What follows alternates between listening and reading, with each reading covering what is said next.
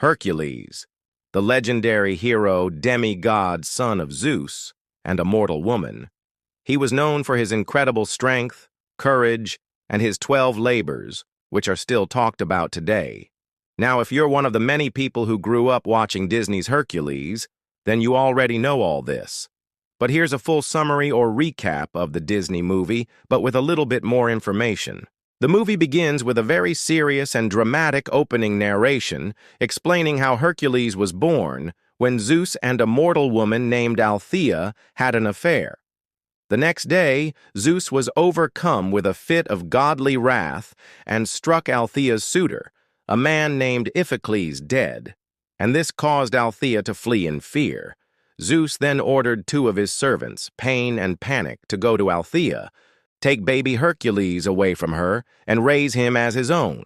This way they could watch over him and make sure he grows up to be a great hero. So basically, Hercules' parents were never meant to be together in the first place. Zeus's plan was for Hercules to live with his birth mother and become a great hero.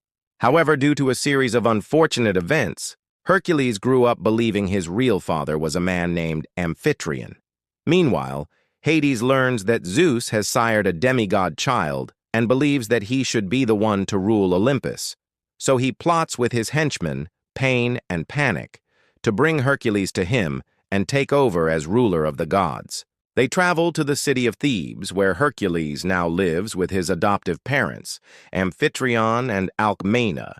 Pain and Panic disguise themselves as centaurs and invite Hercules to go on a drinking quest with them. On the way, Hercules accidentally drinks some wine from a magic goblet, which causes him to fall into a deep sleep. When he wakes up, he finds himself at the lair of the Hydra. Pain and Panic have brought him here so that the monster can kill him. But Hercules defeats the Hydra, which impresses Hades. Hades then reveals his true form and tells Hercules that he is actually the son of Zeus. With this newfound knowledge, Hercules sets out on a journey to find his real father. Meanwhile, Pain and Panic report back to Hades that their plan has failed, and they demand that he at least let them destroy Hercules' home. Hades agrees and watches with amusement as the centaurs burn down Hercules' house. When Hercules returns home, he finds that his adoptive parents are dead. Grief-stricken and filled with rage, he attacks the centaurs, killing all of them except for Philoctetes. Phil tries to defend himself, but Hercules knocks him off his horse. Phil then tells Hercules that it wasn't the centaurs who killed his parents, but rather a fire, which makes Hercules feel remorseful for attacking Phil. Phil admits that he wasn't much of a teacher, but asks Hercules to give him one more chance. If he can train Hercules to become a great hero, will Hercules help him get his horse back? Hercules agrees, and Phil begins training him to become a hero.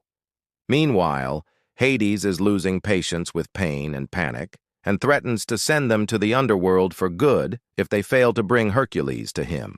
Meanwhile, Hercules completes his first task by defeating the Nemean lion and is visited by the Muses, who sing about how his labors are just beginning.